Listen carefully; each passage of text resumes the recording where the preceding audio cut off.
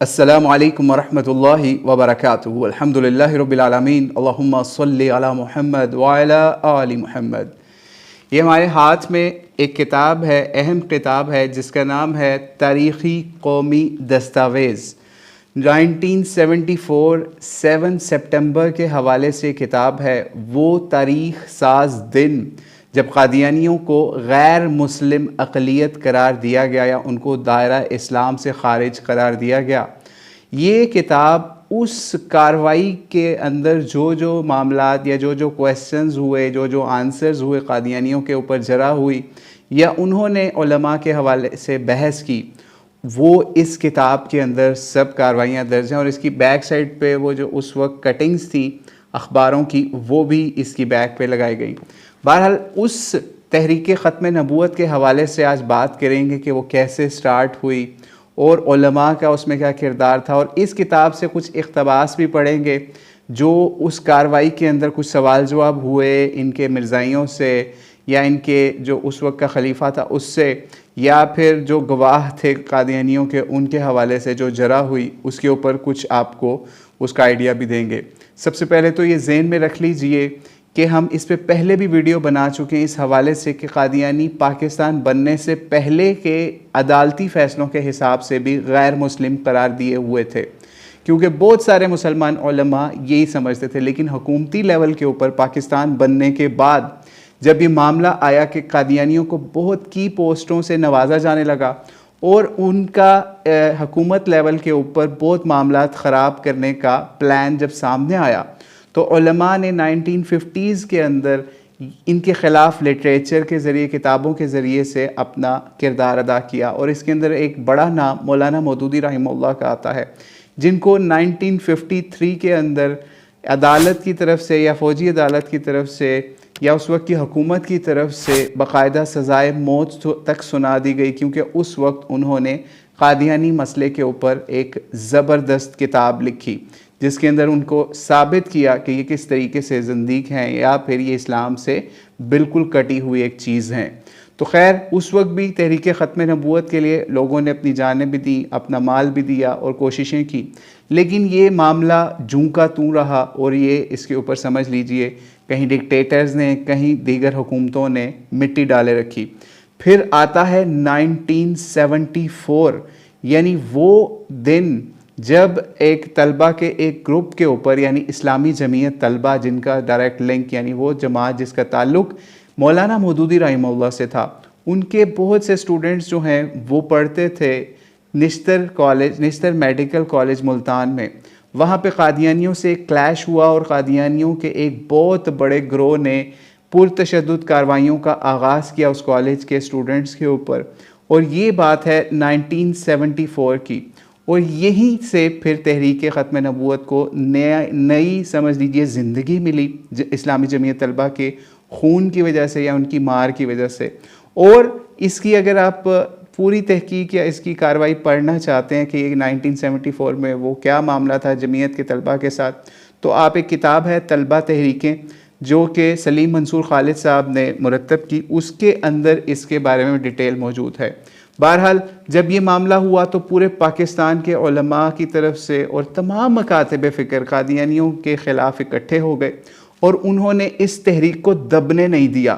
اور یہ معاملہ ایسے ہوا کہ ہم اس کی کارروائی کے حوالے سے بھی آپ کو لے کے چلتے ہیں کہ کیسے کیا قرارداد پیش کی گئی اس وقت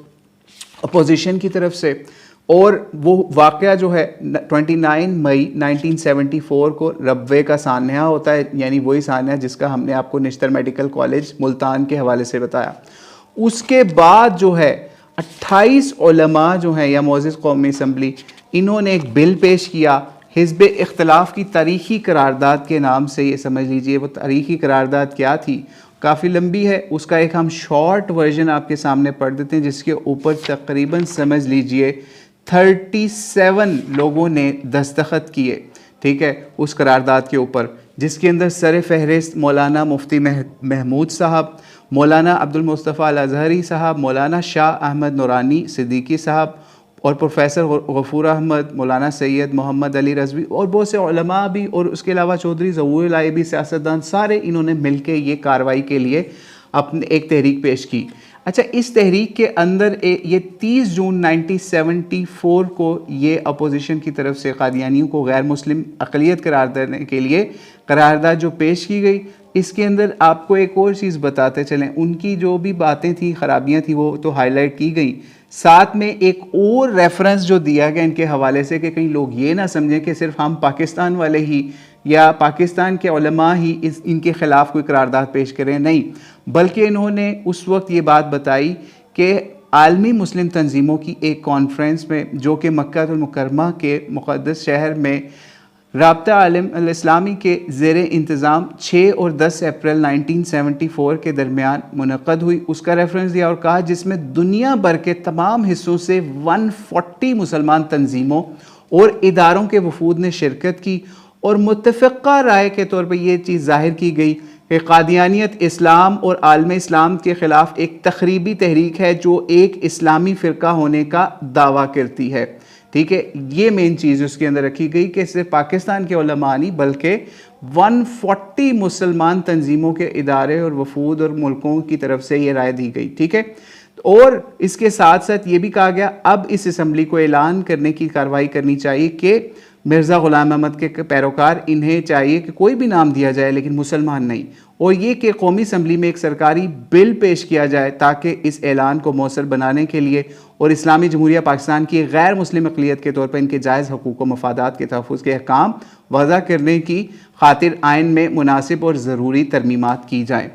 ٹھیک ہے، یہ معاملہ ہوا، اور ساتھ ساتھ آپ کو پتہ ہے یہ آئین کے حوالے سے بھی وقت چل رہا تھا جب آئین جو ہے وہ تحریر کیا جا چکا تھا، ملک کا پہلا آئین، تو اس حوالے سے اس لیے اس میں ترمیم کرنا اس حوالے سے بہت ضروری تھا. ٹھیک ہے، پہلے تو علماء کے اور عوام کے لیول پہ یہ چیزیں چلتی رہیں، لیکن حکومت کے اندر پھر 30 جون 1974 کو یہ قرارداد پیش کی گئی،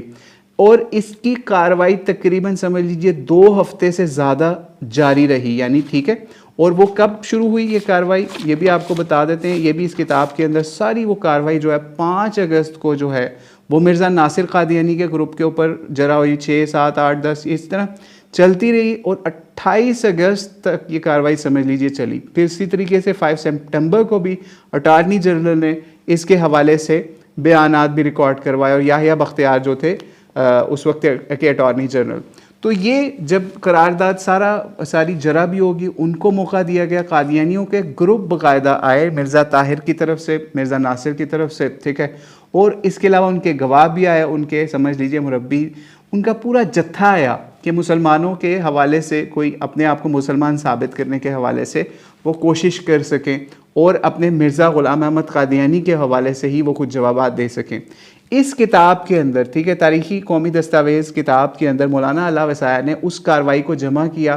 اس کی وجہ یہ بنی کہ کسی وجہ سے حکومت نے اس کارروائی کو پبلش نہیں کیا، لیکن جب پبلش نہیں کیا تو قادیانیوں نے اس کارروائی کے حوالے سے جھوٹ گھڑ گھڑ کے اپنی کتابوں کے اندر چیزیں بھرنا شروع کر دیں. اس وقت علماء کو پھر یہ چیز دیکھنا پڑی، جو لوگ اس وقت تھے یا جن علماء جو راوی تھے موجود تھے، ان سے پھر اس کارروائی کا احوال جو ہے وہ اکٹھا کر کے یا کسی طریقے سے نکلوا کے تو پھر اس کو سمجھ لیجئے تقریباً کوئی 1995 کے اندر چھاپا گیا. ٹھیک ہے، یہ اس کے بعد اس کی تقریباً 3 جلدیں جو ہیں وہ چھاپی گئیں. اس میں سے ہم آپ کو ایک کرکس کے طور پہ کچھ چیزیں دکھاتے ہیں کہ کس کس قسم کے سوالات جو ہیں ان سے پوچھے گئے، اور آپ کو ایک اور چیز بتاتے چلیں، جو اعتراضات آج بھی لوگ آپس میں ایک دوسرے سے بحث کر رہے ہوتے ہیں، کشف کے حوالے سے، الہام کے حوالے سے، اور چیزوں کے حوالے سے، ایون قادیانیوں نے اس لحاظ سے بھی مرزا غلام احمد قادیانی کو پروف کرنے کی کوشش کی، لیکن علماء نے ان کو کہیں ٹکنے نہیں دیا. ایون ان چیزوں کے اوپر اہل سنت کے علماء کے حوالے سے بھی یا ان کے بزرگوں کے حوالے سے بھی، شیخ عبد القادر جیلانی یا دیگر بزرگوں کے حوالے سے بھی قادیانیوں نے پروپیگنڈا کرنے کی کوشش کی، فلاں ٹائم پہ انہوں نے یہ کہا، فلاں نے یہ کہا، لیکن پھر بھی علماء نے وہاں پہ ایسا ڈیفینس کیا کہ قادیانیوں کو لاجواب ہونا پڑ گیا. وہ بھی حوالے کسی وقت ہوا تو کشف الہام کے حوالے سے آپ کو بتائیں گے اس کتاب سے. لیکن بہرحال آج جو ہے ہم نے جو سلیکٹ کیا اس کے اندر سے جو کویسچنز ہوئے اٹارنی جنرل کی طرف سے اور جو گواہ تھے قادیانیوں کی طرف سے، ان کے حوالے سے کیا باتیں ہوئیں وہ تھوڑی سی آپ کے سامنے رکھتے ہیں. 292 پیج کے اوپر ہے. اٹارنی جنرل جو ہیں انہوں نے ان سے کچھ چیزوں کے بارے میں ایک کویسچن پوچھا کہ مرزا نے عیسیٰ علیہ السلام کے بارے میں کہا کہ ان کی نانیاں اور دادیاں زناکار اور کسبی عورتیں تھیں. عیسیٰ علیہ السلام کھاؤ پیو اور شرابی کبابی تھا یا موٹے دماغ کا تھا. آپ کے علم میں یہ چیزیں ہیں یا میں مرزا کی کتابوں سے حوالے پڑھ کر سنا دوں؟ یعنی اتنی گھٹیا باتیں ایک جلیل القدر پیغمبر کے بارے میں مرزا نے لکھی ہوئی ہیں. ٹھیک ہے, تو سوال یہ پوچھا, تو آگے سے مرزائی جو گواہ تھا اس نے کہا میرے علم میں یہ باتیں ہیں. آگے سے اٹارنی جنرل نے پھر پوچھا, پھر آپ ان کا کیا مطلب لیں گے گواہ؟ یہ آگے سے مرزا کے گواہ نے کیا کہا, یہ تو مرزا نے عیسائیوں کی کتابوں سے لیے ہیں, یعنی یہ اقتباسات. تو اٹارنی جنرل نے کہا عیسائیوں کی کتابوں میں یہ باتیں نہیں ہیں, مرزا اپنی طرف سے کہتا ہے یہ باتیں. مثلا اس نے کہا ابن مریم کے ذکر کو چھوڑو, اس سے بہتر غلام احمد ہے. یہ کون سی عیسائی کتاب سے اس نے یہ بات لی ہے؟ اٹارنی جنرل صاحب نے, جو بختیار صاحب تھے, ٹھیک ہے, یا بختیار صاحب, انہوں نے پوچھا. تو آگے سے گواہ نے عرض کیا, گواہ نے پھر بات گول کی کہ اس کا جواب ہو چکا. اٹارنی جنرل نے کہا جس تناظر میں نے اب پیش کیا ہے اس کا جواب دیں. گواہ پھر گول کر کے بات کی, عرض کر چکا ہوں میں یہ بات. پھر اٹارنی جنرل نے کہا کہ مرزا نے کہا کہ عیسیٰ علیہ السلام کا دعویٰ خدائی شراب خوری کا نتیجہ تھا. فرمائیے یہ کون سی عیسائی کتاب میں ہے؟ کتنی گھٹیا بات مرزا غلام احمد قادیانی نے نقل کی اور مرزائیوں کو پیش کی جا رہی ہے اٹارنی جنرل آف پاکستان کی طرف سے. بتاؤ جی یہ آپ کا مرزا کیا کہتا ہے؟ تو یہ یعنی آگے سے گواہ نے کیا کہا, اس کو یہ حوالے کا پتہ نہیں, کہتا میں چیک کروں گا پھر بات کریں گے اس پہ. پھر اٹارنی جنرل نے پھر کہا مرزا نے کہا کہ حق بات یہ ہے کہ آپ سے کوئی معجزہ نہیں ہوا, یعنی ابن مریم علیہ السلام کے بارے میں, حضرت عیسیٰ کے بارے میں بات ہو رہی ہے کہ اٹارنی جنرل نے مرزا کو نقل کیا کہ حق بات یہ ہے کہ آپ سے کوئی معجزہ نہیں ہوا, حق بات یہ اپنی طرف سے کہہ رہا ہے یا عیسائیوں کی کتاب سے, یعنی مرزا یہ باتیں کہاں سے کرتا تھا؟ گواہ جی ٹھیک ہے, پھر گول کر کے بات یہاں پہ, ٹھیک ہے. پھر آگے اٹارنی جنرل نے پھر پوچھا کہ مرزا نے حضرت علی کے متعلق, مرزا غلام احمد قادیانی نے حضرت علی کے متعلق فرمایا کہ پرانی خلافت کا جھگڑا چھوڑو, اب نئی خلافت لو, ایک زندہ علی تم میں موجود ہے, اس کو چھوڑتے ہو اور مردہ علی کو تلاش کرتے ہو. یہ کہاں, یہ مرزا لکھ رہا تھا چیزیں جو اٹارنی جنرل ان کے سامنے پیش کر رہے تھے اور وہ لوگ لاجواب ہو رہے تھے. گواہ آگے سے کیا کہتا ہے قادیانی کہ ایک خیالی علی مراد ہے, یعنی خیالی علی مراد ہے اس سے, ٹھیک ہے. تو آگے سے اٹارنی جنرل نے کیا کہا, اگر ایک شخص مرزا کی توہین کرے, آپ احتجاج کریں تو وہ کہہ دے کہ یہ خیالی مرزا تھا, تو آپ کی کیفیت کیا ہوگی؟ یعنی آپ یہ سوچئے کہ یہ اٹارنی جنرل بھی کمال کا بندہ تھا ویسے, کہ کیسے مرزائیوں کو اس نے لاجواب کیا. گواہ آگے سے یہ کہتا ہے یہ مناسب نہ ہوگا. اچھا آگے پھر چودھری جہانگیر علی صاحب کہتے ہیں کہ جناب یہ بعض سوالات کے متعلق سر ہلا دیتے ہیں, پتہ ہی نہیں چلتا کہ ہاں میں ہلایا یا نہ میں, برائے کرم ان کو پابند کریں کہ جواب دیں. کتنے ستم کی بات ہے, خیالی علی کا بہانہ بنا کر حضرت علی رضی اللہ عنہ جیسے اہل بیت و صحابی کی توہین کو یہ ہضم کر رہے ہیں. کیا اس کی ان کو کوئی مسلمان اجازت دے سکتا ہے؟ ٹھیک ہے, یعنی آگے سے وہاں پہ چودھری صاحب نے, جہانگیر علی صاحب نے کہا کہ ان سے آپ بلوائیں بھی کہ یہ کیا بات کرتے ہیں, یہ خاموشی سے سر لا دیتے ہیں اور آپ آگے چل رہے ہیں اٹارنی جنرل صاحب. تو آپ اس پہ ذرا دیکھیے. آگے سے مسٹر چیئرمین نے کہا ٹھیک ہے آپ تشریف رکھیں, ان کو پھر جیسے آپ چیئرمین ہوتا ہے نا کاروائی کے دوران, انہوں نے کہا آپ ٹھیک رکھیں, آپ کا اعتراض نوٹ کر لیا. آگے سے کہتے ہیں اٹارنی جنرل, دیکھیں مرزا نے کہا اے قوم شیعہ تم اصرار مت کرو, کہ شیعہ قوم کو خطاب کر کے کیا کہا کہ آگے پھر حضرت حسین کی توہین پر مشتمل عبارت ہے, ایسا کرنا آپ کے خیال میں ٹھیک ہے؟ گواہ آگے سے مرزائی گواہ سے پوچھا, تو آگے سے کہتا ہے مرزا صاحب نے تو حضرت حسین کی تعریف کی ہے. اٹارنی جنرل نے آگے سے کیا جواب دیا, یہی تو بنیادی پرابلم ہے کہ مرزا نے ایک جگہ توہین کی ہے تو دوسری جگہ تعریف کی ہے. یہی رویہ حضرت علی سے, یہی حضرت حسین سے, یہی حضرت عیسیٰ علیہ السلام سے کیا ہے کہ ان حضرات کی توہین بھی کی اور تعریف بھی کی, کہیں نبوت کا اقرار کہیں انکار. تو اس دو رخ آدمی کی کس بات کو لیں؟ اچھا چھوڑیے, اس حوالے کے متعلق فرمائیں کہ مرزا کہتا ہے کہ میرا مخالف جہنمی ہے, مخالف سے کیا مراد ہے؟ گواہ سے پوچھا نا کہ مرزا کا مخالف جہنمی ہے, آپ اس سے کیا مراد لیتے ہیں؟ تو گواہ آگے سے مرزائی بولتا ہے بد زبان ہے اس سے مراد. تو اٹارنی جنرل آگے سے جو مسلمان ہیں وہ کیا جواب کہتے ہیں کہ مرزا تو کہتا ہے کہ جو تیری بیعت نہیں کرتا وہ جہنمی ہے. ٹھیک ہے, آگے سے اٹارنی جنرل کا بھی مطالعہ تھا, ان کے پاس بھی حوالہ تھا, انہوں نے کہا بیعت کی بات ہوئی ہے کہ جو میری بیعت نہیں کرتا وہ جہنمی ہے. تو گواہ آگے سے کیا کہتا ہے, جی یہ ہے حوالہ, یہ بات ہے, ثابت ہے. ٹھیک ہے، گواہ مان گیا مرزائی۔ آگے سے اٹارنی جنرل نے کہا، مرزا نے کہا کہ میرے مخالف کنجریوں کی اولاد ہیں، مرزا غلام احمد قادیانی ہے، یہ لکھا ہے۔ گواہ آگے سے کہتا ہے نہیں نہیں یہ نہیں کہا، یہ عربی میں ہے حضرت مفتی صاحب۔ آگے سے اٹارنی جنرل،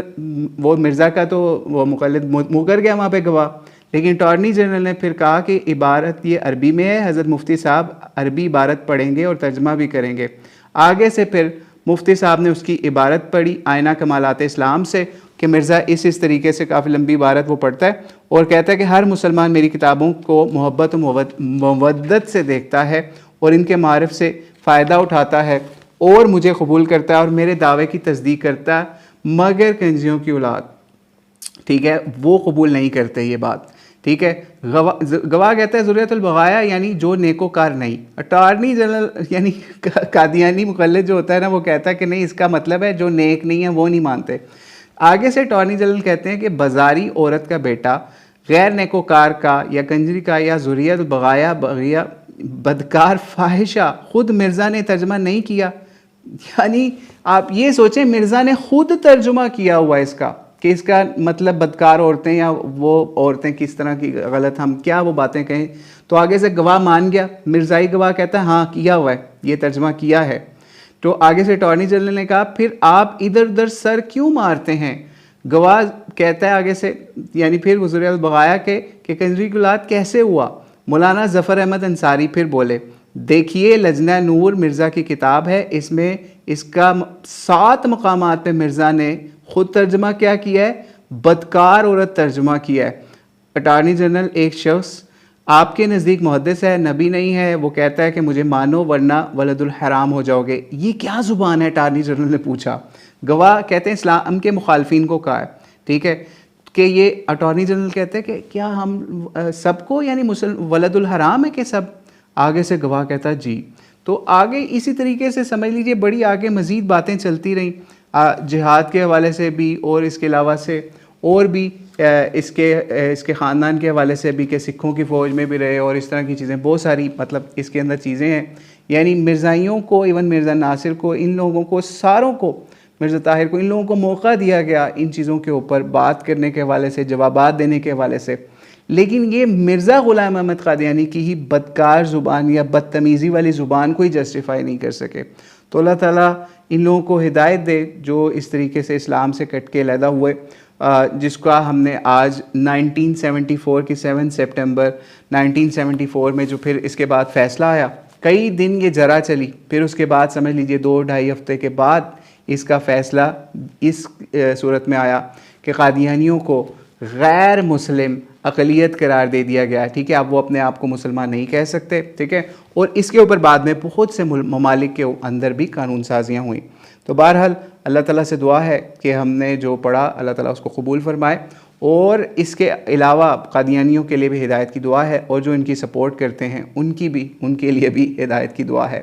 تو امید ہے آپ کو آج کی اس نشست سے بہت ساری چیزیں پتہ چلی ہوں گی کہ مرزا غلام احمد قادیانی کے اپنے مقلد ہی اس کاروائی کے دوران اپنے ہی امام کی یا اپنے ہی نبی کی یا اپنے ہی جو مربی انہوں نے بنایا ہوا تھا، گھڑا ہوا تھا، یا مہدی یا مسیح، اس کی ہی باتوں کو جسٹیفائی نہیں کر سکے، اسی کے ترجموں کے اوپر وہ بحث کرتے رہے کہ نہیں اس نے یہ کیا تو اس کا مطلب یہ نہیں، اس کا مطلب یہ ہوگا۔ تو بہرحال اس سے آپ کو سمجھ لینا چاہیے جو لوگ بھی قادیانیوں کے خلاف سافٹ کارنر رکھتے ہیں تو وہ سمجھ لیجئے کہ وہ مسلمانوں کو کیا سمجھتے ہیں، مرزا کی بیعت نہ کرنے والوں کو کیا سمجھتے ہیں، وہ ہم نے آج اس کاروائی سے بھی آپ کو دکھا دیا۔ تو اللہ سے دعا ہے اللہ تعالیٰ قادیانیوں کو ہدایت عطا فرمائے اور تمام مسلمانوں کو ختم نبوت کے عقیدے پہ مزید مستحکم فرمائے۔ واللہ اعلم بالصواب۔ السلام علیکم ورحمۃ اللہ وبرکاتہ۔